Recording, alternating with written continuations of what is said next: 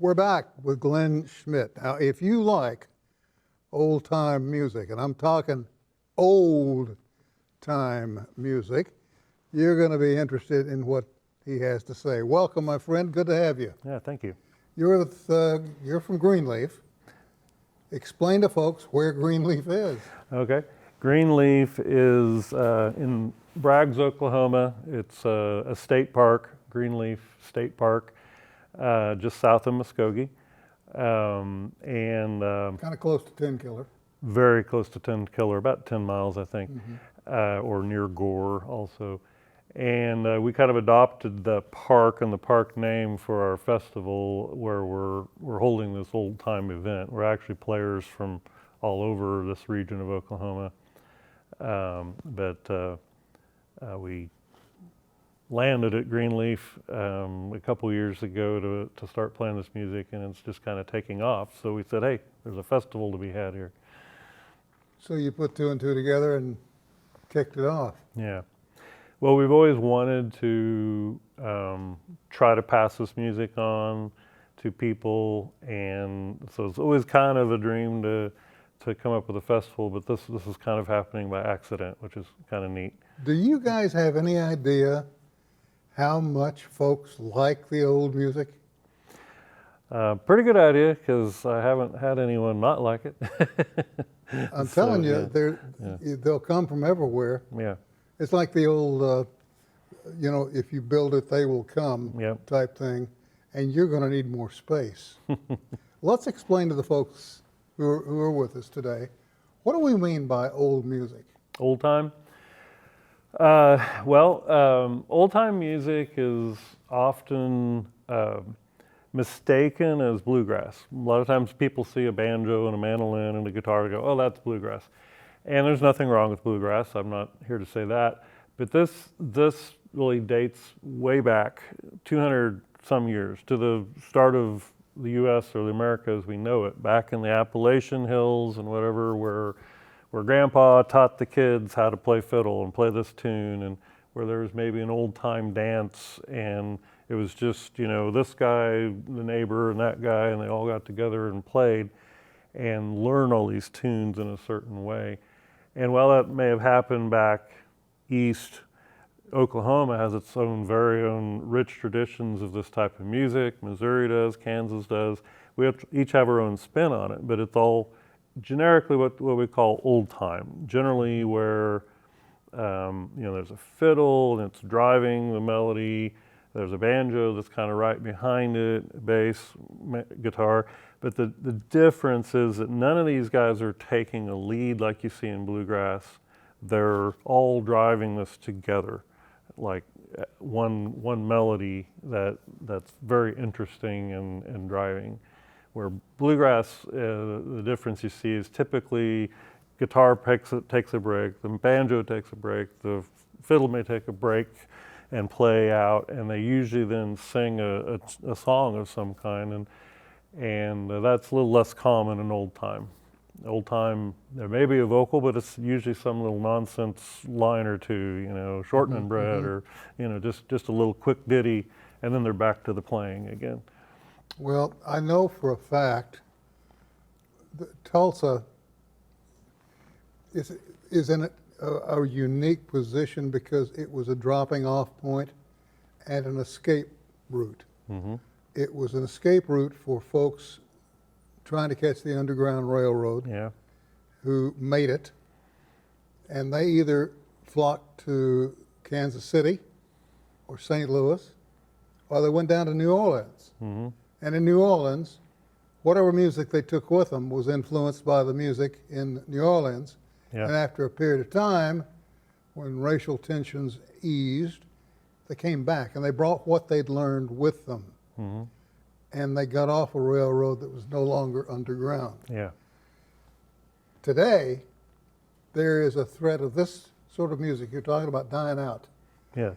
And what's saving it appears to be gatherings such as the one you folks have started in Greenleaf, where you've got classically trained musicians who come in, who understand the music and understand where it came from, the back roads and the hills of Tennessee and the Carolinas, and they can play it. Yeah. And they, in turn, are influencing classically trained musicians here. We hope so. And the crowds are starting to grow. Yes. This is not the first year you've done this, is it? Officially, this is year 2. It's really the 3rd year we've gathered for the old time part of it. We were all looking for a place to go after COVID, and outdoors in a state park was a wonderful place. Yeah. You know, we've got more shoreline than any other state in the union. Hey, that's nice. Yeah. So being close to 10 Killer, man, that don't hurt nothing. Yeah, yeah. Well, Greenleaf all by itself is a very pretty place. Yeah. So, I mean, I've got people coming, a lot of people coming from Colorado, and I hope they get a pleasant surprise that, hey, this is not flat red dirt Oklahoma. This is really, part of the Ozarks, really. You bet it is. And what are you going to do when all of a sudden there's no room for them at where you're currently holding it? How are you going to expand? Well, that's got to be a wonderful predicament to be in. Well, one step at a time. We're not there yet, but we'll figure it out. You know it's coming. Yeah, it might be. So, yeah.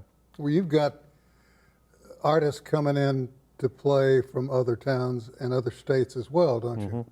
Yes.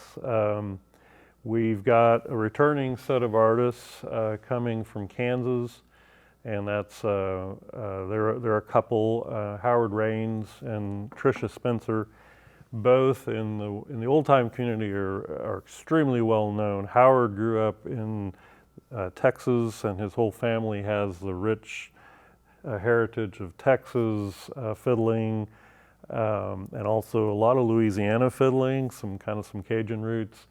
And Howard at some point met Tricia and moved up to Lawrence, Kansas, where she's from. And her family, the Spencer family, has a very rich tradition in Kansas. And so those two were kind of our starting point last year. And they're very well known in these circles. They travel a lot of festivals internationally. They're very good teachers. And so that kind of started the draw was, oh, you've got a festival and you've got these guys.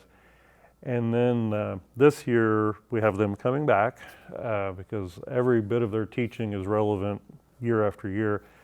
And then we're adding a guy named David Bragger, and he's from California. He actually teaches old time music at UCLA. And he has a playing partner who is, her name is Susan Platts. And he has such a distinctive style. He's just so energetic and loves people, loves the music. And if you look on YouTube and that kind of thing, he's always on there teaching something. And we're just really looking forward to the dynamic that he can give us. Plus a few other bonuses, something we haven't tried before. Susan, the other partner here, it can teach old-time yodeling, which is even new to us. So there's going to be a workshop on old-time yodeling, and I don't know what to expect. I hadn't heard of that one yet, but they're schooled in it and they're willing to teach it. So got any cloggers coming? Oh yes, absolutely. There's a well-known clogger coming from actually Wichita and participating in one of the bands. And then another clogger coming from one of the northern states, I can't remember which, I haven't met her yet. And then we've actually got a local clogger we found who, in one of our local jams, showed up, and she lives in Owasso, and she's gonna come, and she has a real passion for teaching young children clogging. So we're gonna get a piece of plywood out or something and have her do her thing during the playing. You know, I feel like in talking with you, I feel like I'm in the beginning of the birth of a nation, because I can almost sense and almost feel what's coming. People are hungry for this. They want it. It's a renaissance. Yeah. You can't just say bluegrass and they'll blow it off. Say, oh, well, it's just bluegrass. No, it's not. Yeah. This goes back so many years. I mean, it's almost like Will Rogers used to say, when Columbus discovered America, his folks were there to greet him. Yeah. It's like it was going on then, Yeah. you know, because they discovered flutes then and lutes, and there were stringed instruments. And Columbus didn't expect that. Right. So he had to carry some back with him just to show the Queen Isabel, some of the things he'd found.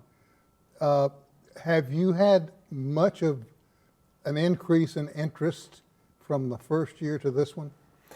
Oh, tremendous. Yeah. We didn't even fill one campground last year. There's, I don't know, 26 campsites that are for RVs. I had some people in tents.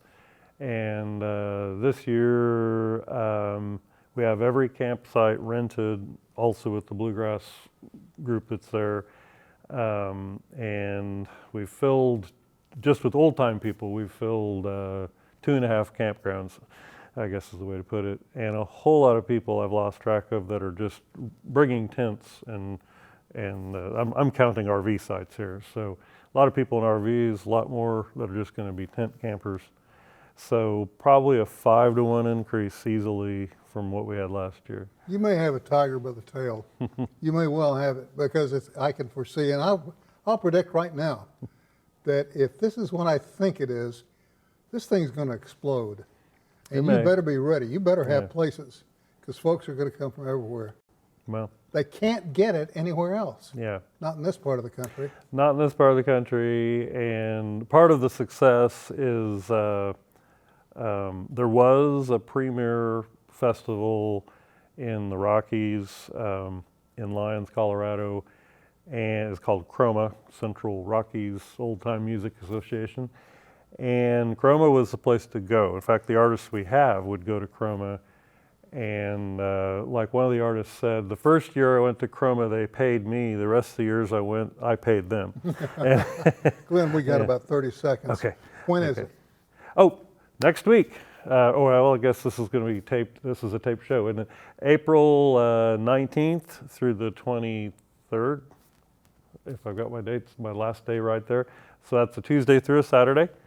You can go to our website, which is www.glotma.org, or just search for Greenleaf Old Time. You'll find it. Lots of information there. It's all free. Every bit of it is free. Thank you for what you're doing. Hey, thank you. I can promise you, next year when you come back, when we talk to you, you're going to be a different guy. It's coming. That's all the time we have for this get-together today, and we will see you back next time.